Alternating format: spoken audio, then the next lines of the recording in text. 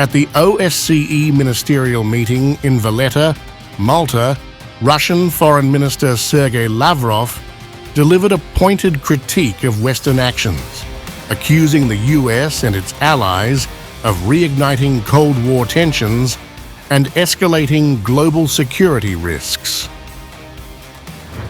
In his address, Lavrov highlighted that the US and its allies, by abandoning crucial arms control agreements such as the Anti-Ballistic Missile Treaty and the Intermediate-Range Nuclear Forces Treaty, are intentionally attempting to restore NATO's political dominance on the global stage. The US and its allies threw it all away, as well as the Anti-Ballistic Missile Treaty and Intermediate-Range and Shorter-Range Missile Treaty. And the question is, what for?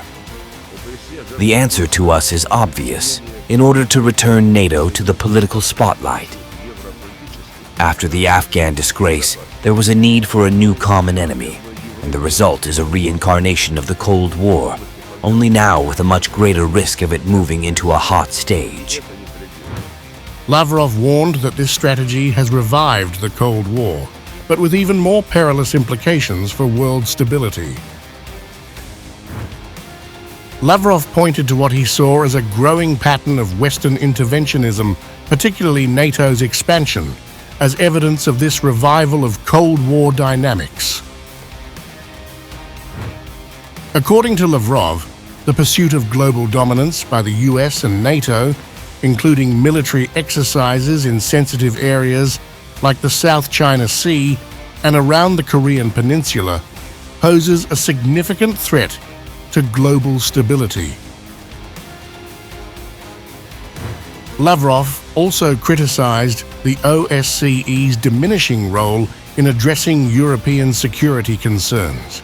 He argued that NATO and the European Union have sidelined the organization, rendering it ineffective at a time when cooperation is more crucial than ever. He cautioned that the OSCE, once a vital forum for consensus and cooperation among European states, has been undermined by the US attempts to dominate Europe.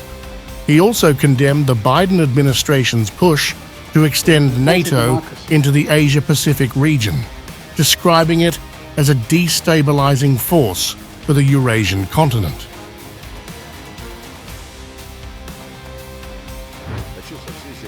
The Biden administration is moving NATO structure into the Asia-Pacific region. Military blocs are being created there, and they have a nuclear filling.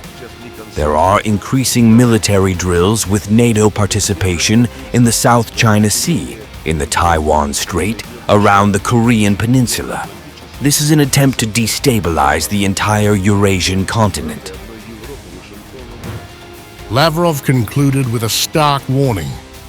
If NATO continues down this path, we risk plunging into a new Cold War with even greater risks of military confrontation. These remarks come amidst rising tensions between Russia and the West, with both sides accusing each other of fueling the fires of a global conflict.